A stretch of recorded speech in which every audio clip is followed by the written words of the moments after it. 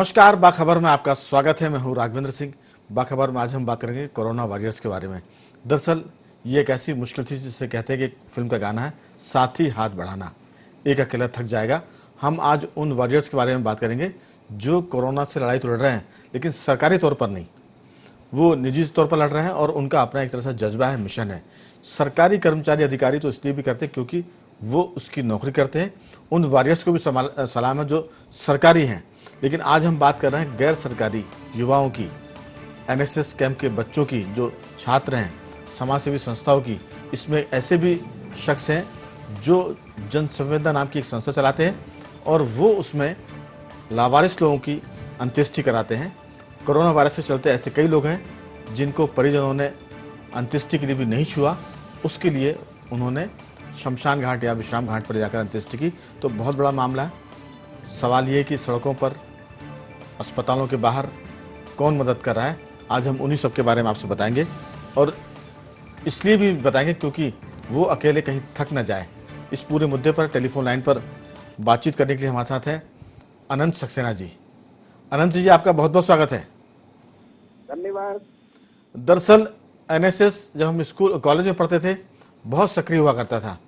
अच्छी बात यह है कि इस कोरोना वायरस के चलते आपने उस एनएसएस की टीम को सक्रिय किया जिसमें नौजवान काम कर रहे हैं और वो सड़कों पर जो लोग मजदूर जा रहे हैं और वो कमजोर वर्ग जिसके लिए कोरोना वायरस के इस दौर में कोई पूछता नहीं था, आपकी टीम ने काम किया। मैं बहुत संक्षेप में आपसे जानना चाहूंगा कि ये जो सारा मसला है वो आपने किस तरह से हैंडल किया और कौन कौन सी चुनौती आपके सामने आई। आप विस्तार से बोले। मेरा कहना था कि मैं संक्षेप में बात करूंगा, आपकी राय। एक्चुअली जब माननीय प्रधानमंत्री जी ने ये निर्देश दिए थे कि राष्ट्रीय सेवा योजना, एनसीसी और स्काउट गाइड इन सबको साथ में लिया जाए और जागरूकता संदेश लोगों तक पहुंचाए जाए, तो हमारे यहाँ माननीय मुख्यमंत्री जी ने हमारे यहाँ के प्रमुख सचिव महोदय के साथ वार्ता करके राष्ट्रीय सेवा योजना के स्वयं सेवकों को इस ओर जागरूकता के लिए लगाया। हालांकि हमारे राष्ट्रीय सेवा योजना के स्वयंसेवक पूर्व से ही बहुत सारी चुनौतियों का, बहुत सारी ऐसी चीजों का सामना करते हैं और जन जागरूकता संबंधी गतिविधियों को लगातार अंजाम देते आते हैं।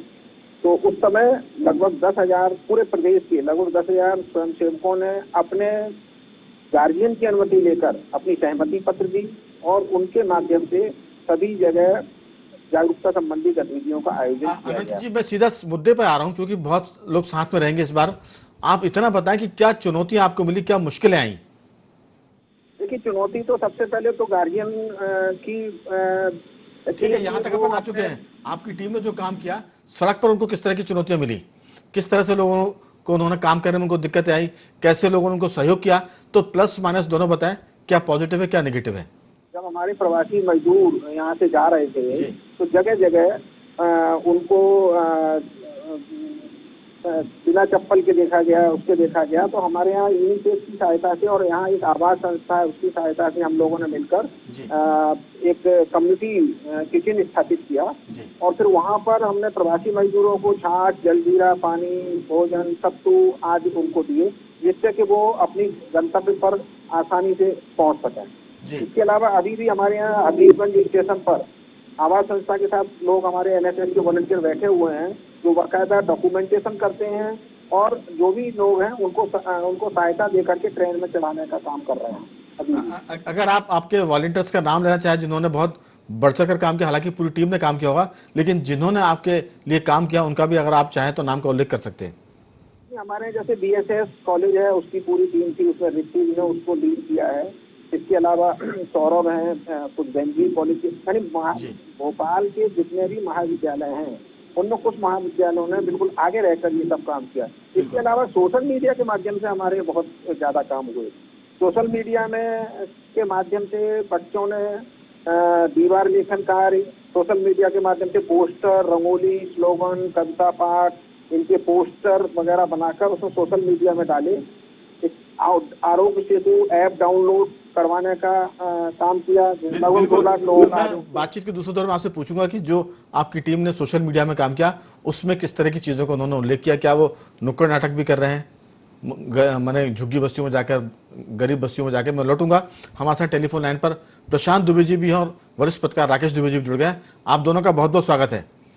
राकेश दुबे जी, मैं आपका आऊं उसके पहले मैं प्रशांत जी से पूछता हूं। प्रशांत दुबे जी, आप जो काम कर रहे हैं, आपकी टीम काम कर रही है, उसके बारे में बहुत पॉइंटेड चीज बताएं कि आपको क्या दिक्कतें आई और क्या आपको सुविधाएं हुई, कितने लोगों ने आपकी मदद की और टीम ने क्या काम किया। सबसे पहले तो एक ये जो चुनौती आ रही थी कि पका खाना हम लोग गुरुद्वारे की मार्फत बांट रहे थे, लेकिन बहुत समय पर ये समझ में आया कि मौसम के हिसाब से पका खाना दिया जाना अब उचित नहीं है। तो सूखे राशन की व्यवस्था करके लगभग 3 से 3,500 परिवारों तक सूखे राशन पहुंचा। लेकिन इसमें सेक्स ट्रेड में काम करने वाले व्यक्ति, LGBTQ समुदाय, फकीरी समुदाय और ऐसे लोग जो बाहर से आकर यहाँ पर रह रहे हैं, प्रवासी मजदूर साथी, उन सभी तक ये पहुंचने की कोशिश की। और इसके अलावा जैसे अभी सक्सेना सर ने कम्युनिटी किचन का जिक्र किया, तो राष्ट्रीय सेवा योजना के स्वयंसेवकों के साथ कम्युनिटी किचन प्रवासी मजदूर साथियों के लिए ये बड़े पैमाने पर संचालित किया और हबीबगंज स्टेशन पर अभी साथी काम कर रहा है। लेकिन चुनौती ये है कि सबसे बड़ी चुनौती थी संसाधनों की, कि संसाधन कैसे जुटाएं। तो इसमें फेसबुक और ये इस तरह के सोशल मीडिया ने बहुत मदद की है, लेकिन डोर टू डोर जाकर भी लोगों से मांगा तो जाकर वो चीजें हुई है। दूसरा ये है कि लोग बाहर कैसे निकलें, क्योंकि इस दौर में खासकर युवा साथियों का बाहर निकलना थोड़ा कठिन है, क्योंकि परिवार का प्रेशर होता है। तो उनको मनाना और उनको सामने लाना, लेकिन साथ ही युवा साथियों को उस तरह की तैयारी भी रखवाना उनकी कि वो भी इस पूरे कोरोना के इस संदर्भ को समझ सके और वो अपनी तैयारी रख सके कि हम कैसे सुरक्षित रह सके। ये एक बड़ी चुनौती के रूप में रही है।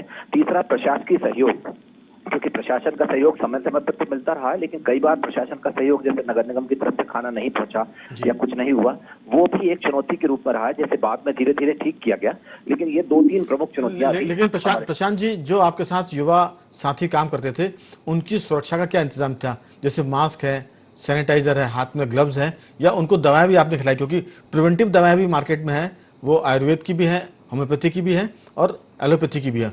क्या उन चीजों का आपने इस्तेमाल किया?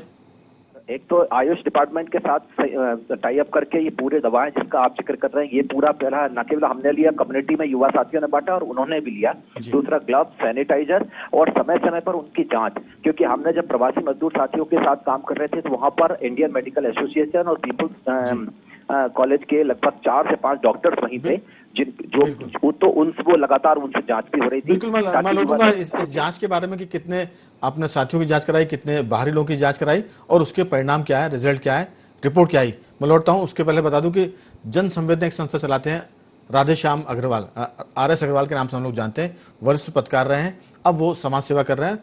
मैं उनके बारे में राकेश द्विवेदी से पूछूंगा और पहले मैं पूछ लेता हूं अग्रवाल साहब से। अग्रवाल जी, आपका बहुत बहुत स्वागत है। जी बोले सर। दरअसल आपकी संस्था वो काम करती है जब कई बार परिजन साथ छोड़ देते हैं और उनकी जब देह छूट जाती है, प्राण निकल जाते हैं, और ऐसे में आप अंत्येष्टि का काम करते हैं। इस कोरोना वायरस के दौर में जिनको कोरोना वायरस से जिनकी मौत हुई है, ऐसे कितने लोग हैं जिनको आपने विश्राम घाट तक पहुंचाया और आपको कितने लोगों ने मदद की और दिक्कतें क्या आई, आपकी राय?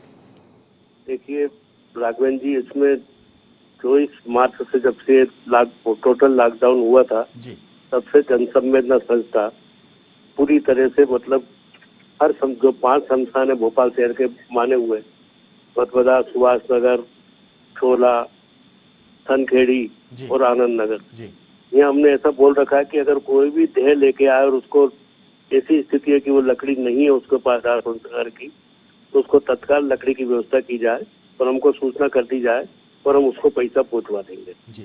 तो हमारे जो जनसेवक रहते हैं वो मतलब ऑनलाइन सब सिस्टम पूरा रहा। अभी तक 72 डेड बॉडी की दाह संस्कार करा चुकी है, जिसमें हमने देखा है कि कई जगह तो ऐसी स्थिति निर्मित हुई कि एक सिपाही आया और डेड बॉडी लेके वो शमशान घाट में पहुंचा, और जो सोशल वर्कर थी उसको अंत तक कोई नहीं हुआ, तो वो खुद बेचारी महिला शमशान घाट पहुंची। इस बारे में मेरा प्रशासन से कहीं थोड़ा वो भी हो गया मतभेद टाइम में, आपने जब ऐसी व्यवस्था की है तो इस तरह ये डेड बॉडी के साथ अन्याय क्यों हो रहा है? सबसे पहला रोगी मरा था भोपाल के अंदर, अमित अग्रवाल करके राजदेव वाला, उसमें वो भदभदा भी जाना चाह रहा था तो वहाँ उसमें उसकी व्यवस्था नहीं हुई। फिर उसके बाद उसको सुभाष नगर लाया गया, उसकी पत्नी भी साथ थी, उसका जो अमित अग्रवाल जो मर गया था वो उसकी डेड बॉडी में एक सिपाही लेके आया, एम्बुलेंस वाला दूर खड़ा हो गया, फिर कैसे ना कैसे वो तो उसको किट पहनाई गई, वहाँ के जो लोग शमशान में लकड़ी वगैरह जमाते हैं उसने उसका दाह संस्कार किया, तो उस महिला को पहुंचाया। पार्थिव देह को उनका दाह संस्कार करना, ये चुनौतीपूर्ण काम तो हमेशा से रहता है, क्योंकि जो लावारिस देह होती है, पार्थिव देह होती है। लेकिन अब कोरोना के चलते ये और भी कठिन होता जा रहा है, और इसमें आप काम कर रहे हैं, ये बड़ी बात है। राकेश दुबे जी, जिस ढंग से राधेश्याम अग्रवाल जी काम कर रहे हैं, जिस ढंग से प्रशांत दुबे, अमित सक्सेना की हमने बात की, आपको लगता है कि अग्रवाल साहब से लेकर सक्सेना जो काम हो रहा है, ये जो वॉरियर्स हैं, क्योंकि ये सरकारी लोग नहीं है, ये गैर सरकारी हैं, और ये खुद के जोखिम पर, खुद के मिशन पर काम कर रहे हैं, आपकी राय? देखिए, समाज जो है हमेशा सज्जन शक्ति से चलता है जी। ये सारे के सारे वो सज्जन शक्ति वाले लोग हैं जिनकी शक्ति से समाज चलता है जी। समाज कभी राजाशय से नहीं चला। राज पर समर्पित होकर बात करना एक प्रकार का उस व्यवस्था के प्रति दुराग्रह, पूर्वाग्रह और अन्य अन्य चीजें बनती हैं। जी। लेकिन जब समाज की शक्ति खड़ी होती है तो समाज का निर्माण होता है। ये जो कोरोना वॉरियर्स जो समाज से निकलकर आज आपके चैनल के माध्यम से बात कर रहे हैं, ये समाज की सज्जन शक्ति है और इस शक्ति को सबको नमन करना चाहिए। ये शक्ति उस दुष्काल में खड़ी हुई है जिस दुष्काल में आदमी आदमी से दूर भाग रहा है। बिल्कुल, मैं इसमें आपकी बात में एक चीज जोड़ूंगा कि जब अतिवृष्टि होती थी, बाढ़ आती थी, उसमें लोग घर से निकल के काम करते थे, और उसमें भी वॉरियर्स होते थे स्कूल कॉलेज के। सूखा पड़ता था, उसमें मदद करते थे, और कोई आपदा आती थी उसमें मदद करते थे। लेकिन ये जो सारा मामला है, इस पूरे कोरोना वायरस के चक्कर में लोग किसी को छूना पसंद नहीं करते, बात करना पसंद नहीं करते। ऐसे में RS अग्रवाल से लेकर प्रशांत दुबे और उनकी टीम और अमित सक्सेना की टीम जो काम कर रही है, वो स्तुत योग्य है, उनको हम सलाम करते हैं। लेकिन हम चर्चा को जारी रखें उसके पहले एक छोटा सा ब्रेक है।